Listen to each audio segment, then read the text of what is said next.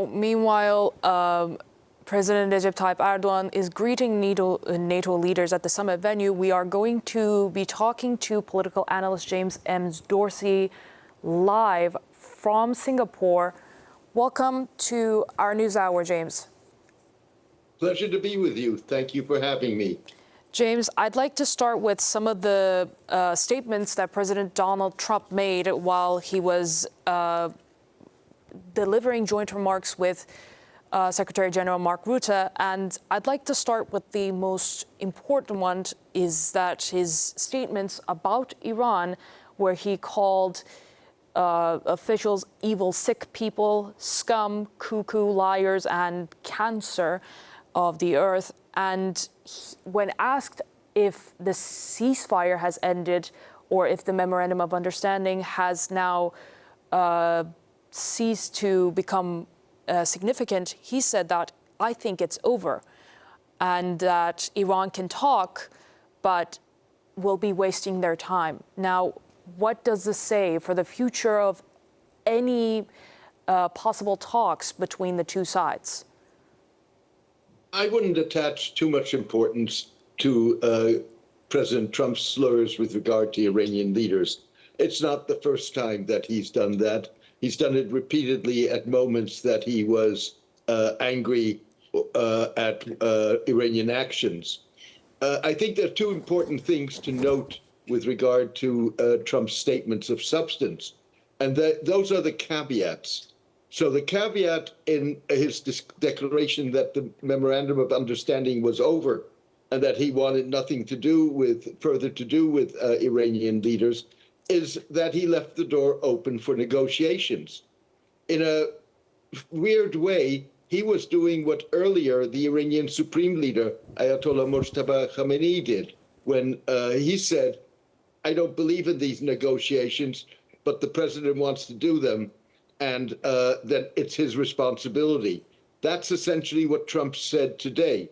He said, I don't want to have anything to do with them, but if Steve Witkoff and Jared Kushner, my negotiators, want to talk to them, that's fine. They've just got to come back with results. I think the other caveat to look at is that earlier, the United States Treasury reimposed sanctions on Iran's oil exports. In doing so, neither the Treasury nor Trump today said anything about a reinstatement of the U.S. naval blockade of Iranian ports. So I think we've got to wait and see what this all means. And of course, we have to wait to see how the Iranians respond. So, James, do you think there is any significance that he's making a statement like this right now at the NATO summit, and that there were overnight strikes in and around Iran? Do you think this is a pressure tactic coming from President Donald Trump to tell NATO allies and leaders, this is going on, I'm waiting to see your reactions and your response? Well, to be clear, I'm not saying that the statements are insignificant. They are significant. And I think there were two messages in this. One was a message to the Iranians.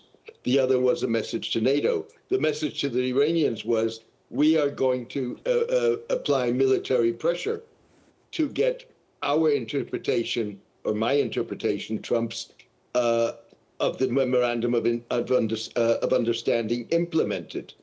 That presumably is going to lead to escalation, even though both the United States and Iran don't really want to go back to an all-out war. With regard to NATO, it puts NATO leaders in a very difficult position, because on the one hand, they are presumably going to want to and maybe even have to come out with statements in support of the overnight U.S. attacks on Iran. But at the same time, they're going to be counseling for restraint, because they do not want to see a return to an overall war.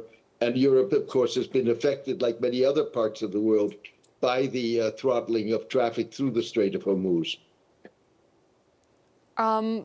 To get into another statement that he made about Spain, he called it, the country and the delegation there, waste of cause, that they are a bad partner to NATO, and that they're bad people in general, and that the United States will cut off all trade with Spain. I want to ask, how deep does this go? Why have relations between the United States and Spain soured over the past few months? It started with, obviously, Spain firmly denying access to their airspace and the U.S. bases. Currently, they're holding a family. They're about to take a family picture, and that is my question for now. If you could expand on that a little bit.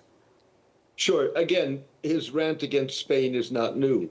He's called for the breaking of all trade relations with Spain earlier in the year.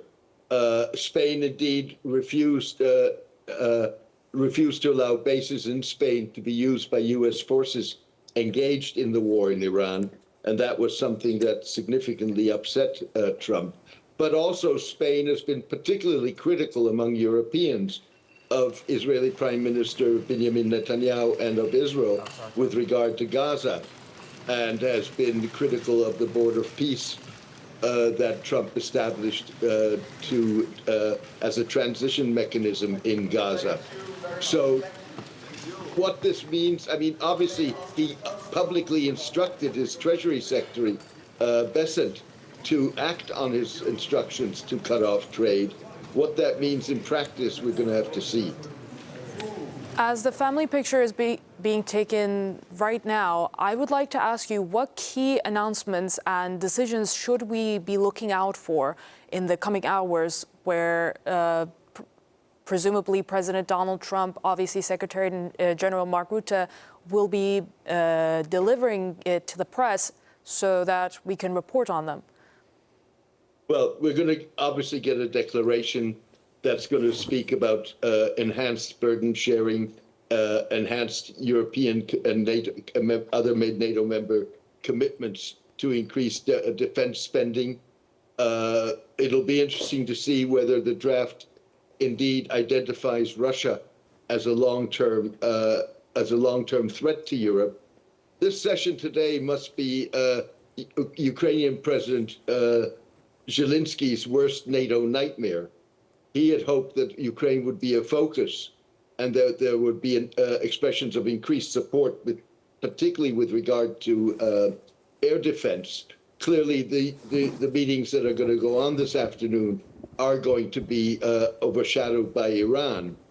I think then we're going to have to see how both Rutte and other European leaders handle this in news conferences immediately after the NATO summit. And of course, there's then the Trump press conference, which will probably be in a category of its own. So what would NATO leaders really have to do in the eyes of President Zelensky to provide full support? What would be his ideal NATO summit? Well, he would have preferred that it would be Ukraine rather than Iran that dominates discussions in NATO. The events in Kiev and in Ukraine in the last week or so have demonstrated Ukraine's need for enhanced air defense. He's also proposed that Ukraine be granted a license to produce U.S. American air defense systems in Ukraine, which for its own use as well as for the supply to others who are in need of that. That's what Zelensky would like to see. To what degree he's going to get that, given the most recent events, we'll have to wait and see. To go back to Trump's statements, he said about Greenland that the United States needs it to protect it from Russian hostility, and that Denmark doesn't, and that the United States shouldn't have given Greenland back to Denmark, and mentioned how it fell to Nazi Germany in under a day. And Mark Rutte, in response, said that the Davos deal is going to, step by step, be implemented. What can we expect out of Greenland? Well, Trump didn't do himself any favors, of course, by reviving the Greenland issue during the NATO summit.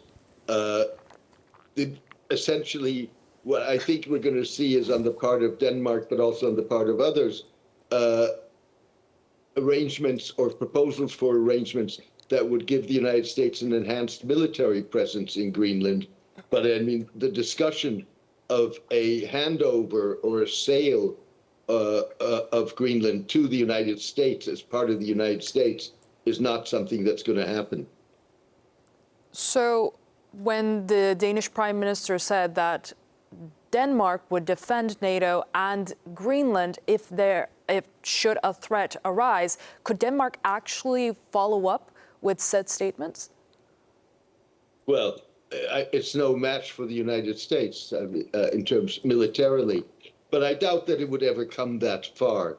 There's a lot of bluster, of course, in Trump's remarks, and Trump has his own definitions of what sovereignty is and what the United States is and is not entitled to.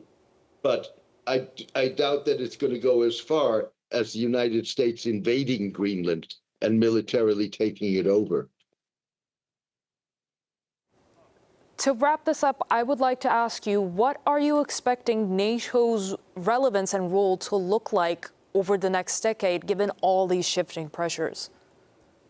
Well, what I think you're going to see is a reshifting of balances. You're going to see the Europeans increasing their defense expenditure, investing in their own military industrial complex and defense industry. And the question is going to be to what degree the mandate of NATO ultimately may have to be expanded, given that the Middle East increasingly is encroaching on issues that are crucial to NATO members. Thank you so much for your insight, and thank you for joining us on our News Hour. Thank you for having me. It was a pleasure.